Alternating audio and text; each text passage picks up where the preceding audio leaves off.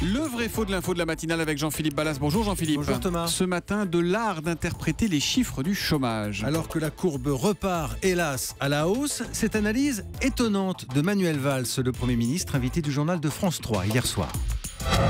C'est la première fois depuis 2008 que nous constatons une baisse du chômage sur les 2 premiers mois de l'année. Alors, c'est la première fois depuis 2008 que l'on a une baisse du chômage sur les 2 premiers mois de l'année, dit Manuel Valls. C'est vrai ou c'est faux ? C'est vrai Thomas, mais alors, c'est une façon un peu tarabiscotée de présenter les choses. Comment Manuel Valls arrive-t-il à ce résultat ? Très simple, en janvier, le nombre de demandeurs d'emploi avait baissé nettement, moins 0,5, soit 19 100 chômeurs de moins en catégorie A, celles et ceux qui n'ont aucune activité.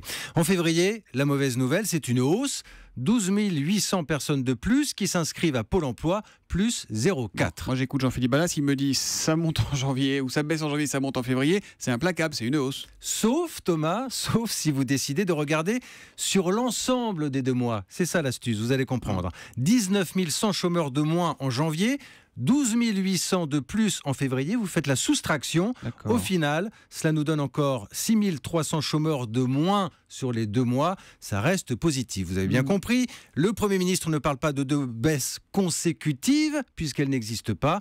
Alors, il fait plutôt une moyenne. On est vraiment dans l'élément de langage, là, pour le coup. Complètement. L'argument n'a pas été improvisé, d'ailleurs, puisque la phrase est mot pour mot celle du ministre du Travail, François Rebsamen, dans son communiqué hier.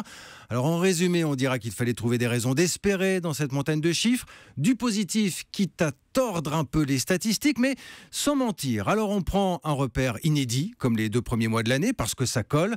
Façon aussi pour le gouvernement de répéter que ça ira mieux en 2015. Il faudra quand même trouver d'autres chiffres. En même temps, ça fait des années qu'on compare le chômage d'un mois sur l'autre, donc là on change un peu le thermomètre, quoi. Voilà. On fait ce qui nous arrange. On trouve du positif. Le vrai faux de Méthode Coué. la matinale avec Jean-Philippe Ballas, tous les matins après le journal de 7h30 sur Europe 1. À demain Jean-Philippe. À demain.